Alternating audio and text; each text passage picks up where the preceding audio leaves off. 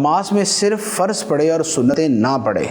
اس کا عمومی مفہوم تو یہ بنتا ہے کہ جیسے فجر کی نماز میں اس نے 2 فرض پڑھے لیکن 2 سنتیں چھوڑ دی، ظہر کی نماز میں 4 فرض پڑھے لیکن جو پہلے کی 4 سنتیں اور بعد کی 2 سنتیں وہ چھوڑ دی۔ اسی طرح مغرب میں اور عشاء میں، عصر کے اندر تو سنتیں مؤکدہ ہوتی نہیں، سنتیں ہیں لیکن سنتیں غیر مؤکدہ ہیں۔ تو دیکھیں حکم یہ ہے کہ یہ جو نوافل ہوتے ہیں ان کی بڑی فضیلت ہے، ان کی بڑی عظمت ہے، اور قیامت کے دن اگر بندے کے فرضوں میں کچھ کمی رہ جائے گی، جیسے بھولے سے کسی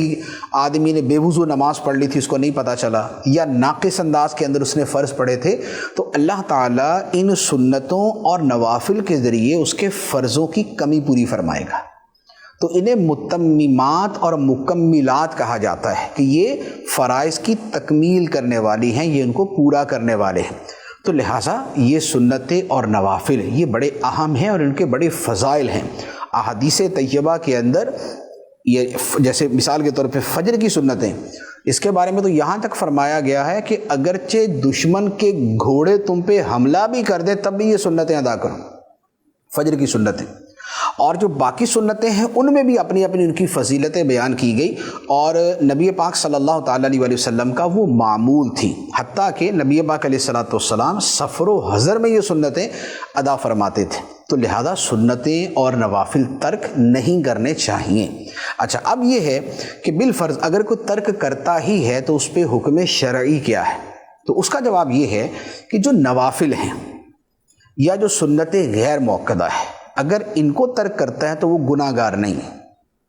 ایک فضیلت کا عمل تھا اس نے چھوڑ دیا۔ لیکن اگر سنت مؤکدہ ترک کرتا ہے، سنت مؤکدہ کون سی ہیں؟ ظہر سے پہلے،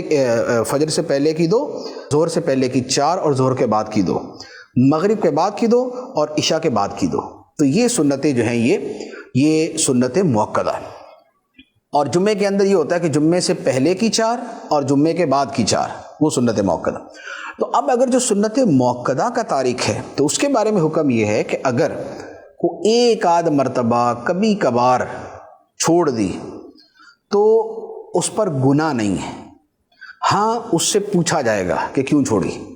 یعنی کہ اس سے پوچھ گچھ ہوگی، سرزنش ہوگی، لیکن اس پر گناہ نہیں ہے۔ لیکن اگر سنت مؤکدہ کے ترک کی عادت بنا لے کہ بار بار چھوڑتا ہے، بار بار چھوڑتا ہے، تو یہ جو سنت مؤکدہ کا ترک ہے یہ گناہ ہے، پھر اس پر گناہ ہوگا، اور پھر گناہ جو ہے وہ بہرحال عذاب کے مستحق ہونے کا سبب بنتا ہے۔ البتہ اس میں ایک اور صورت بھی ہے، وہ فقہاء کرام نے جو بیان فرمائی ہے وہ بڑی سخت صورت ہے۔ وہ یہ ہے کہ جو بندہ سنتیں یہ سمجھ کے چھوڑتا ہے کہ یار ان کی کیا اہمیت ہے، تو اس پر فقہاء کرام نے کفر کا حکم دیا ہے کہ اس نے سنتوں کی تخفیف کی ہے، توہین کی ہے، انہیں معمولی اور ہلکا سا سمجھا ہے، تو اس پر بڑا سخت حکم ہے۔ اب جو لوگ عادتاً سنت مؤکدہ ترک کرتے ہیں، نہ نفل پڑھنی، نہ سنت غیر مؤکدہ، نہ سنت مؤکدہ، اور بس فرض،